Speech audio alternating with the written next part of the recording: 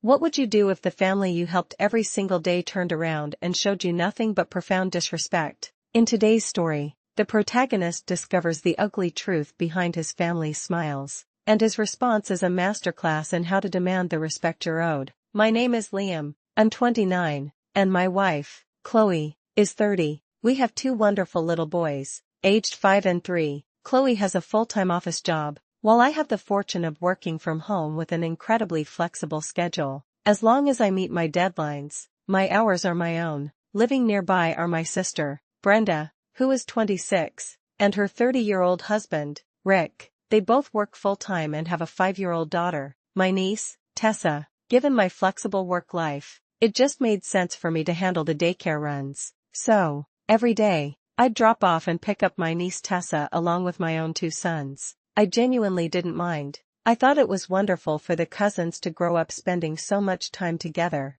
and I cherished my bond with Tessa. I always thought of myself as her cool uncle. She's a sweet, well-behaved kid. The daily routine was simple. I'd bring all 3 kids back to our house, make them snacks or even dinner, and then sometime in the evening, Brenda would come by to pick up her daughter. It was a system that worked for everyone, or so I thought. A few days ago, that comfortable illusion shattered. The 2 5-year-olds were watching Bluey on TV while I was in the kitchen with my 3-year-old, preparing their snacks. Suddenly, the sound of cartoon dogs was replaced by shouting. I rushed into the living room to see my son yelling at his cousin. My dad's not a girl, my niece, Tessa, yelled right back. He is. He's a FT. That's like a girl. The word, though slightly different in our native language, carried the exact same hateful weight. A wave of shock washed over me. I immediately turned off the TV, sat Tessa down, and tried to explain as gently as I could. That is a very, very bad word, I told her. We don't call people names like that. And besides, I'm not a girl, I continued, because this is such a bad word and it hurts people's feelings. You need to apologize to me. We don't act mean to each other in this family. If I hear you say that again, I'll have to talk to your parents and you'll be in big trouble. Her reply chilled me to the bone. I won't get in trouble, she said with the simple certainty of a child. That's what my dad called you, and he's not in trouble. Stunned, I took a breath. I realized this wasn't just a word she'd picked up randomly. This was learned behavior. Rick, my brother-in-law, had just made the biggest mistake of his life, casually tossing a verbal grenade that would blow up the comfortable arrangement he took for granted. He was completely unaware that this one joke would end up costing him far more than he could imagine. I reiterated to my niece that regardless of what her dad said, the word was unacceptable and she was not to use it again, especially not in my house or to my face. I told her it had hurt my feelings, and to her credit, she apologized. She really is a good kid at heart, just repeating what she hears. I gently probed for more information, and while getting a clear story from a 5-year-old is tricky, the picture that emerged was ugly. From what I could piece together, my brother-in-law, Rick, had been openly telling Brenda that men shouldn't be at home doing childcare. He believed cooking, cleaning, and basically all the domestic duties I perform were a woman's duty. He called me a girl, implying I wasn't a real man, because I did housework and because my wife, Chloe, earns more money than I do. I did my best to explain to Tessa that men and women can do any kind of job, from home or an office, and that her mom working long hours doesn't make her a man, and vice versa. But I didn't press the issue with a child who was simply a parrot in this situation. When Brenda came to pick her up, I didn't bring it up immediately. I knew it would be a difficult conversation and I wanted to talk it over with Chloe first. That evening, I told my wife everything. She was just as upset as I was.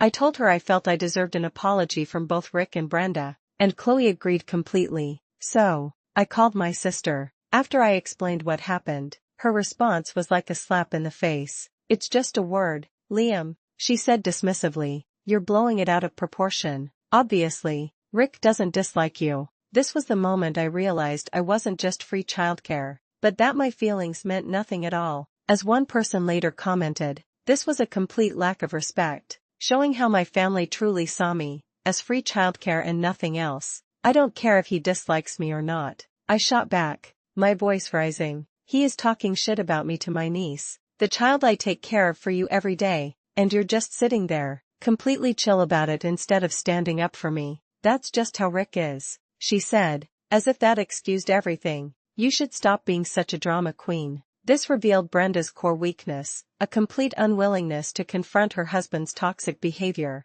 choosing instead to sacrifice her own brother's dignity for a fragile peace. It was a choice that would ultimately shatter their family dynamic. I had heard enough. Fuck off, I told her, my voice cold with rage. If that's how you feel, you can pick up your own child from daycare. Then I hung up. I knew it was rude and short notice, but I felt utterly disrespected by the very people I did so much for. Chloe stood by me, saying I shouldn't back down until I got a proper apology. The next 2 days were the weekend, so there was no daycare. I expected a flurry of texts or calls from Brenda, but there was nothing, complete silence. This suspicious lack of communication told me one thing: she didn't take me seriously. She thought I was bluffing. The silence didn't calm me down, it made me angrier. The calls finally came on Monday morning, right around the time I was supposed to be picking up Tessa from daycare and, obviously, didn't show up. I had already dropped my own sons off. I saw her name on my screen and let it ring.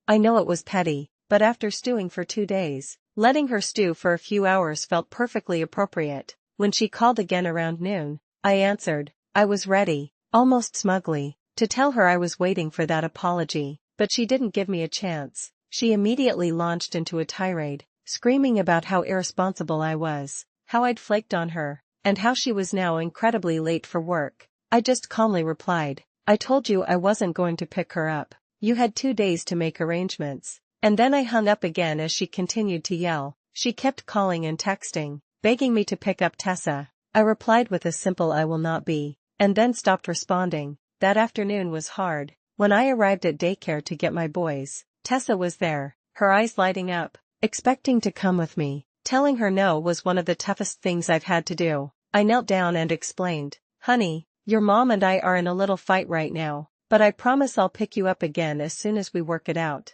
She's 5, so of course, she started crying, and it broke my heart, but I couldn't back down. Letting this go meant telling my family it was okay to treat me this way. A bit later, my phone rang. It was my mom. Brenda had roped her into picking up Tessa, a difficult task for my mother, who was disabled. Why are you being so mean to Brenda? She asked. I explained the entire situation, expecting her to be on my side. Instead, I got the same infuriating excuse, you know how Nick is. This is when I understood the deeper family dynamic at play. As a commenter later so perfectly put it, my family was used to putting up with Rick, the asshole. Me standing up to him was rocking the boat, and they would rather tell me to help stabilize it than tell Rick to stop rocking it, because it's easier to bully a nice person than it is to change a bad one. Yes, I told my mom, my patience gone. And the more I realize how Rick, is, the less I like it. If he thinks all this shit about me, I sure as fuck am not going to be doing free labor for him. She told me I was blowing it out of proportion.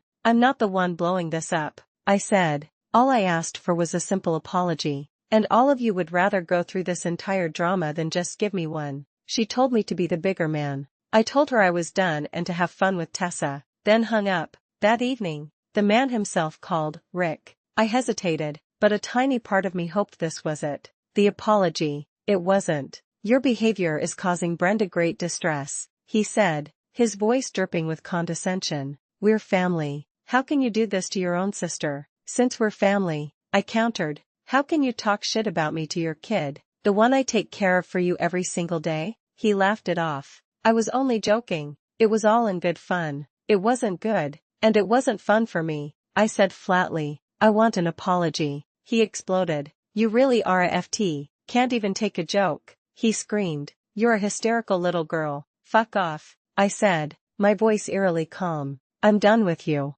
And I hung up. The predictable storm of calls and texts from Brenda and my mom followed, which I ignored. Brenda texted that it wasn't fair for Tessa to pay the price for my pettiness. I texted back, it's not fair for Tessa to pay the price for her parents being ungrateful pieces of shit. After a stream of text yelling from her, I sent my final message, unless your next message is an apology, I am blocking your number. It wasn't, so I blocked her. For the past few days, my disabled mother has been handling the daycare pickup. It's been rough seeing Tessa at daycare. She tells me she hates going with grandma and wants to come to my house, and it tears me apart, but I haven't received a single apology from anyone except a 5-year-old child. Backing down now would mean my boundaries, my dignity, are worthless. I love my niece, and I don't want her to be traumatized or resent me, but none of this is her fault. It's the fault of her parents, who pushed my generosity to its breaking point and discovered that even the nicest person has a line that should never be crossed.